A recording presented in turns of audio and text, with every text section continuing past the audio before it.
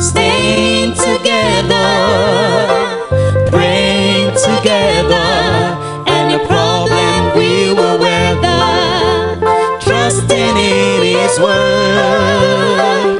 We need each other, fathers and mothers, brothers and sisters, in harmony and love. As for me and my house, we will serve the Lord. As for me and my house, we will serve the Lord. We will serve the Lord. As for me and my house, we will serve the Lord. We will serve the Lord. We will serve the Lord. We will serve the Lord. We will serve the Lord. Yes, we will serve the Lord.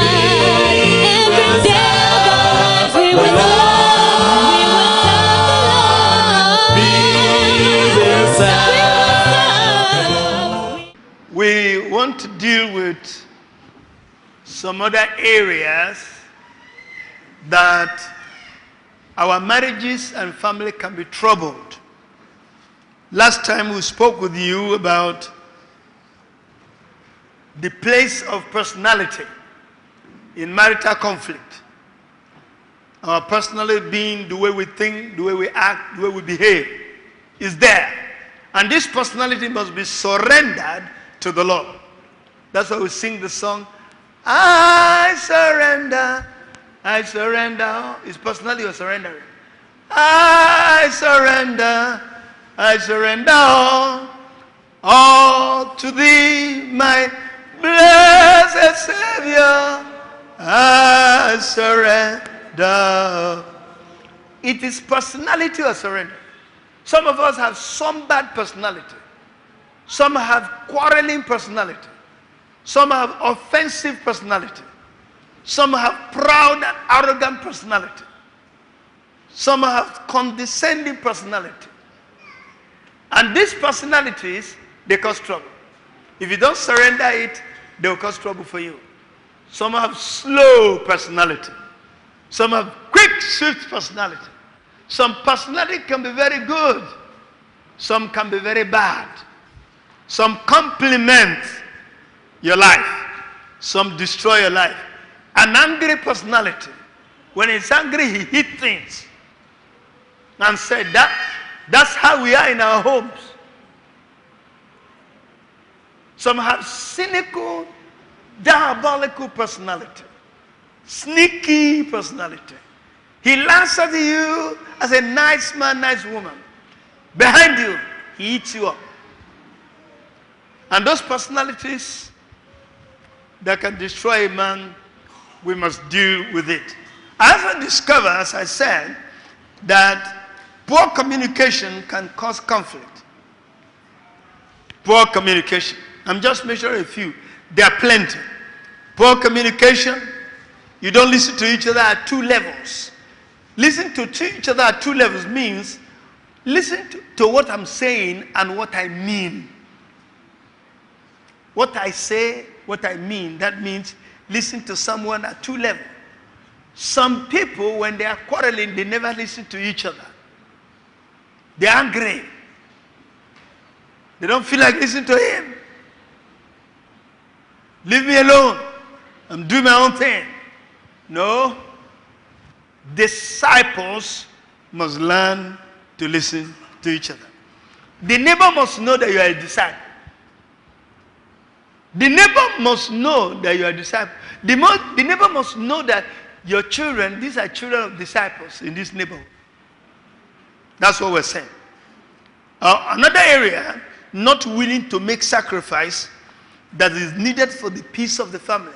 You know, there are people like that. They always want their husband to make all the sacrifice. The husband must be the one to do everything. Other people is the wife. The wife is the breadwinner. Is the one taking care of. There are some men that right off, immediately you see them, you hear their behavior, you know they are not Christian. Though they claim to be Christian, but they are not. How How could you torture your wife? You don't have a job. You wander up and down. There are people like that. You're listening to me now. You may be out there. You don't have a job. Your wife is the only one working. And then when she's got her salary, you collect the money, divide into two, and give her half to run 4 children, including herself, an office, and fuel. And you take off to Abuja. She came with 50,000, you take 25. You went to Abuja, put 25,000 in her hand, went to Abuja, went and stayed in your friend's place. Your friend came home, met you sleeping. How are you? After 3 days, you went to Kaduna, you still have some money. Your friend may give you 3,000 naira. From Kaduna, you went to Maiduguri. You call your wife, you are here. And you're just visiting your friend around. I'm telling you what people do that I know of. Then from there, you went to Lagos. And stayed in Lagos for 1 week. After 2 weeks, you came back home. And they tell you, welcome home. And you brought nothing other than bread out of the money you took when you're going. Bread, 1 loaf of bread for 200 naira. The rest of the money is in your hand. And there's a need in the house. The 10,000 naira you came with, you ought to drop it in your wife's hand. It's not that you want to look for a job. Well, you claim you want to look for business. But nothing happened.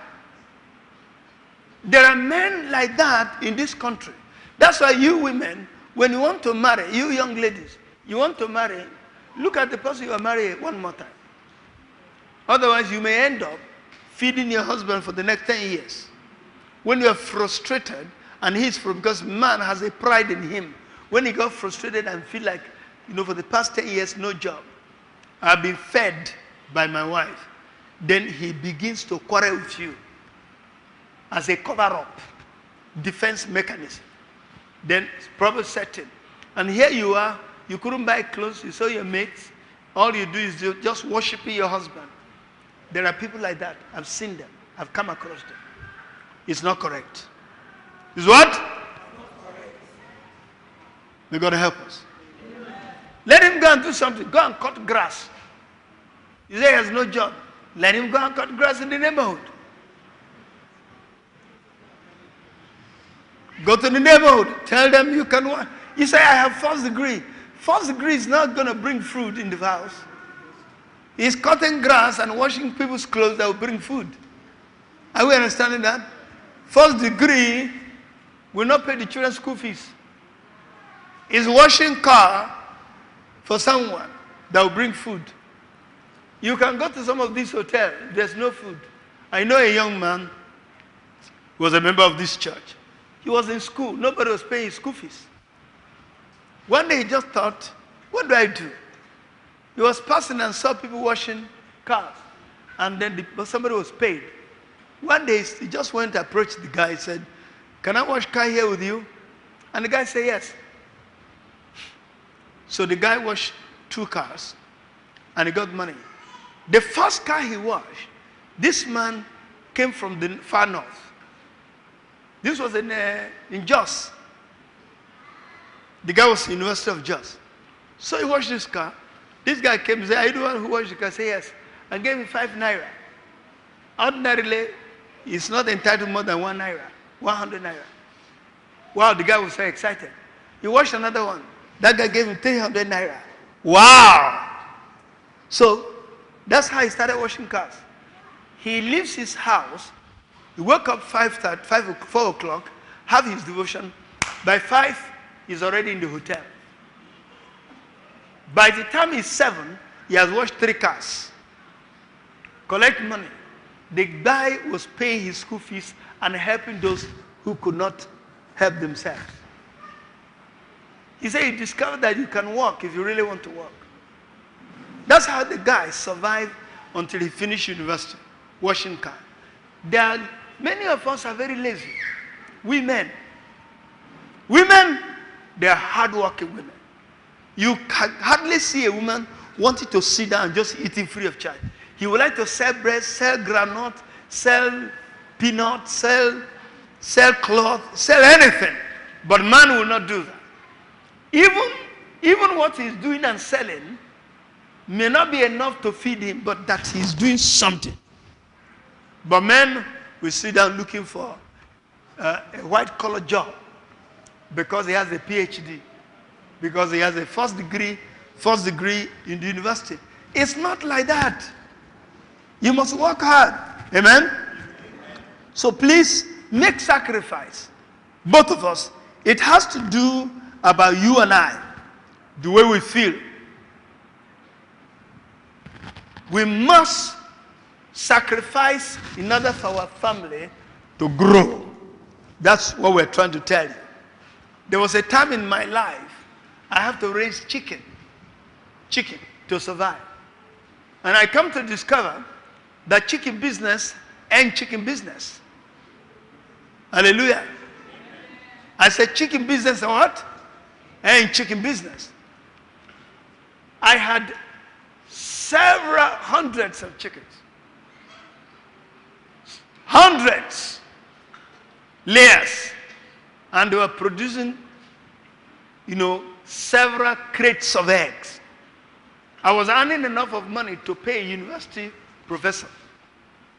2 of university professors. That's how good it was. I was raising enough of money to pay 2 VCs from chicken. But it was a hard work. I did it for a living until God says, do you want to raise chicken or raise men? I said, I want to raise men. He said, close it down. So I closed it. We never go hungry. Why? Because I'm no longer raising chicken, I'm raising men. So I'm getting crates of egg from the men I'm raising. You can do something. You don't have to be a doctor and stay and die as a doctor. No. You can be a doctor and end up being a businessman. Look, there's a sister, she's a heavy contributor to this ministry. Heavy contributor to this ministry. She's a medical doctor, trained in America, trained in Nigeria and trained in America as a consultant. She's now into business. She's making more money than 2 doctors. She has left medicine. In fact, I teased her the other day. I said, you look like you're gradually leaving medicine. Medicine, well, I will see what happens after a while. She's not thinking of medicine. Well, some of you say, why did you go into medicine? Well, I don't know. You can ask her. If I give you her number, you can call her. But the reality is that she doesn't want to die as a doctor. I know an engineer. Do you know that the Senate president is a medical doctor? How many of you knew that? Huh? Senate president. He trained as a medical doctor. Is he a doctor now? Huh? I'm talking about presidents. Huh? He's a politician. But he trained as a medical doctor. His father trained as a medical doctor. But a politician. What I'm trying to say is that don't leave the burden of the family to one person. You can do something else that produces money.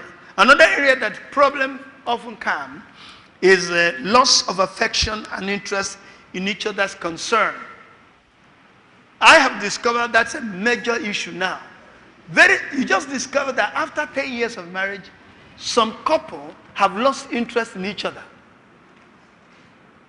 No, they've lost affection. They don't have affection for each other. They still stay together, but they sleep in 2 different rooms in the same house. Why is that? They don't really have interest in each other. They're just living. Many would have been divorced. If not that, people would say, why did you divorce? Another area I've discovered is a couple not working for the concern and for the good of others. They are working for their own good. That's why they hide money from each other. Disciples don't do that. You can't hide money from your spouse. You don't allow your husband to know how much you're earning. Somebody asked me that question. He said, if your husband knows what you're earning and you don't know what he's earning, what do? You find out from him. If If he refuses to tell you how much he's earning, then he's worse than an infidel. He's worse than an infidel. You know why he's hiding from you? He doesn't want you to know how much he's earning so that you not demand from him. Whatever he tells you he has, that's what he has. Disciple couples, they don't do that. My money is your money.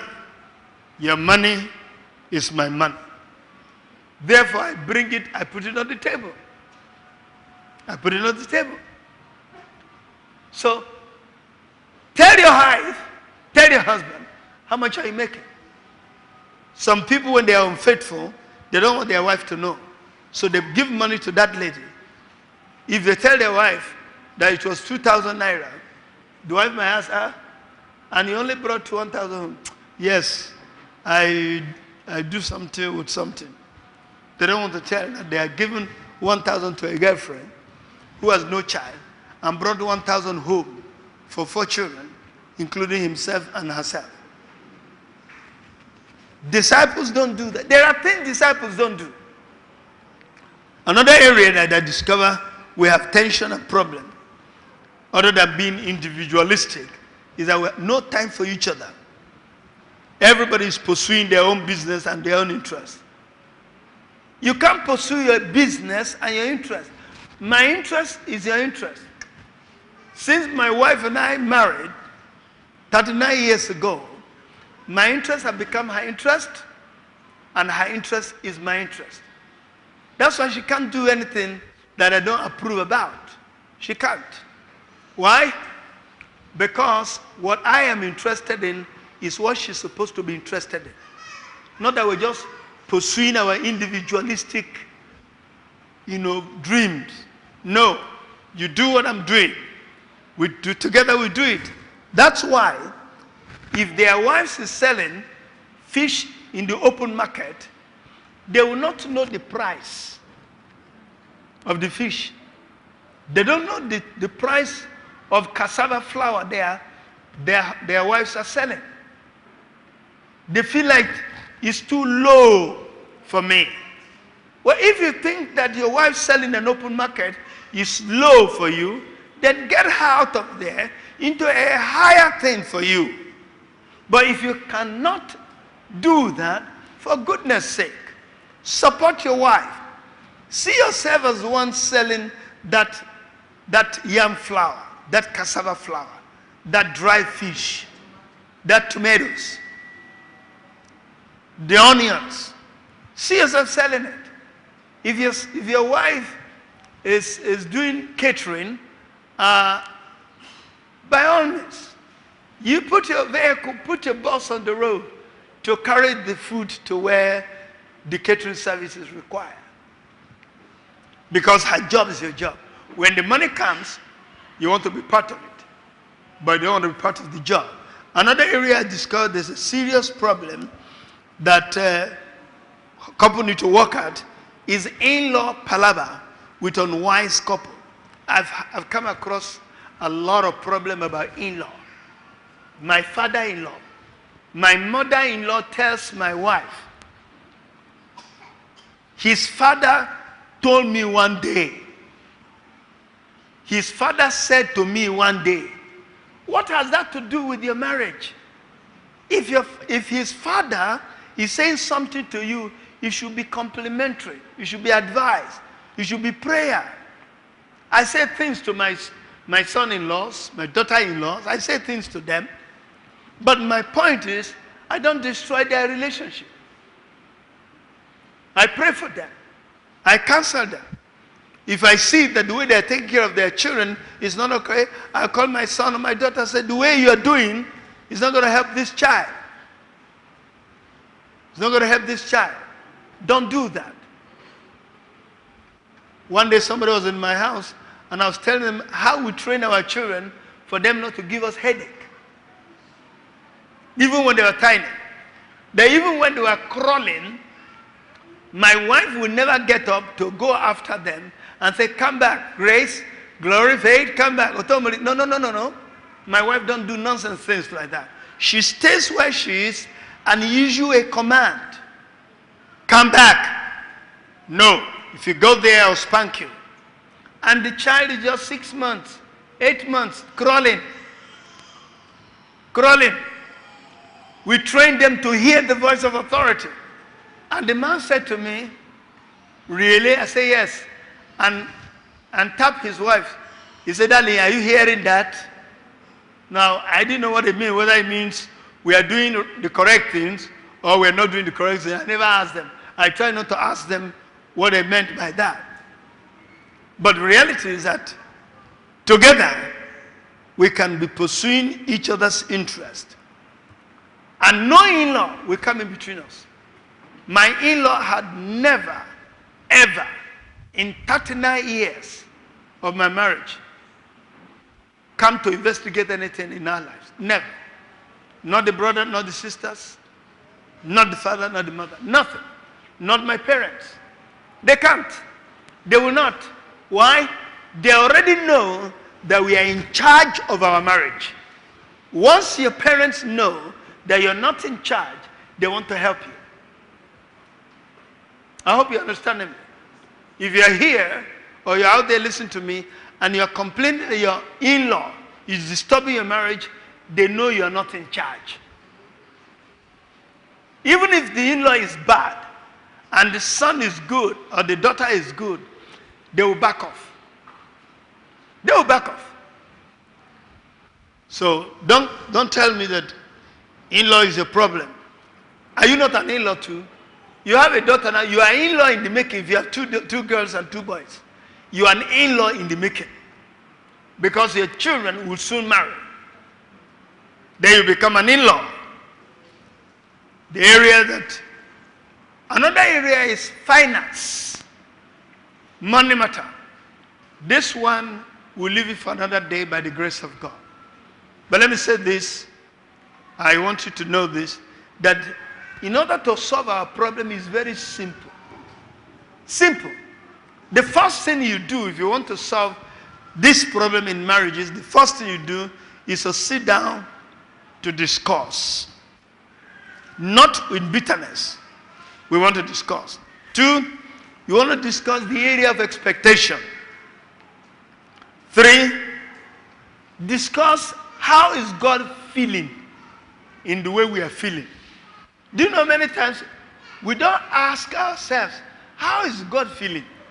God gets angry when we feel bad towards each other. God owns this business. We're not asking, how is God feeling? Number 4, ask, do we want to be happy? If the answer is yes, then are we willing to do something about our problem? I want to confess, from what I have seen, a lot of husband and wife don't want solution. Somebody came to me one day and reported his spouse. And when I called the spouse to ask, I discovered that he is more at fault than the wife. He ran away. I never saw him again. You know why? He doesn't want the solution. Some of us don't want solution. You must want solution. If you want a solution, sit down. Let your wife sit down and say, let us pray. I'm talking of disciples. The disciples have a way of handling problem. The way we are handling problem is not disciple. You get angry and get out of the house. You say you are going to cool off. When you come back, you'll be hot again. So sit down and discuss. This is what I tell people to do if you want to resolve a problem. Very simple. Number 1, you want to resolve problem? Listen to me. This is how I resolve my problem. 1, identify what is the matter. What am I doing? Identify. What is she doing? Name it. 1, 2, 3, 4, 5. Is she doing that? Write it down. 2, I find out what do we do? What is the answer to it? She shouts on me when I'm talking to her. She has no respect for me as a husband. Write it down. Sit down. Talk. I don't like the way you shout at me. I don't like the way you ignore me when I call you. That's a problem. I don't like the way you deny my needs. That's the problem. Sit down to talk.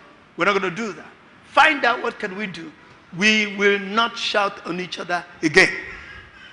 Thirdly, insist that we're going to do what we agree we are going to do. Pay the price. Why? Because the price, the cost of war, the cost of fighting a war at home is higher than the price you pay for peace. Did you hear me? Let me rush and give you a scenario. My time is over. Here I am. I'm going somewhere, and then Brother Patrick, please come over very quickly because we don't have time. He's driving a car, I'm driving a car. He's going like this, I'm going like this. Get her. Oh, yeah, hit me. Bah! We hit each other. I'm a disciple. I come out. How are you, my friend? I hope you're okay. Good. Well, how come you hit me? What's the matter? It's a mistake, I'm sorry. It's a mistake? So can we go to Panabita? And Yeah, let's go for it. okay. And I spoke calmly to him. Okay. Get angry when I ask you, Why did you hit my car? What happened? Are you well at all? excuse me, you took my road. You took my way. No, don't you have eye? Did you see what is about? You supposed Okay, to I'm sorry, sir. May I go? No. You have to come and settle me. Okay. Can we go to Panabita? Okay, let's do it. So I went there. He's arguing. Maybe we'll get the police. And police came and said, I'm not at wrong. I left. Suppose he bangs me. Bang me again. Bah! Are you okay? Yeah, why are you asking me that? You did think? Do you think? Don't you have eye? Does it mean you cannot see? What is this madman saying? What's wrong with you? You should respect yourself. Bah! He hits me. I hit him. Guess what? When I removed my shoe to hit his head, it landed on his windscreen and broke. He went to his car, took his jack and broke my glass. Then we went into physical. He tore my clothes, I tore his jacket. Police came, took us to police station. Our vehicle was impounded. That's war, isn't it? Is that war? And then there, they bail us out. We got a lawyer, they tried the case to court because we're disturbing the community. Now that's the price you pay for war. But the other one, Oga. Sorry, it's a mistake. Please. What do you mean it's a mistake? No. Can't you see? It's a mistake. Mistake. That's why you get mistake. And he's quiet. He didn't say anything. And he left. That's the price you pay for peace. He took his car to Panabita. They took 500 naira and beat it. I said, what happened? He said, he's the one crazy man. He even want to slap me. I left him alone. The same thing happened in your homes. If you want to fight, you will have no peace. But if you want peace, you will not fight. May the Lord help us. As for me and my house, we will serve the Lord. As for me and my house, we will serve the Lord. We will serve the Lord. As for me and my house, we will serve the Lord. We will serve the Lord. We will serve the Lord. Yes, we will serve the Lord. Every day, God, we will serve the Lord. We will serve the Lord. We will serve the Lord. We will serve the Lord. We will serve the Lord.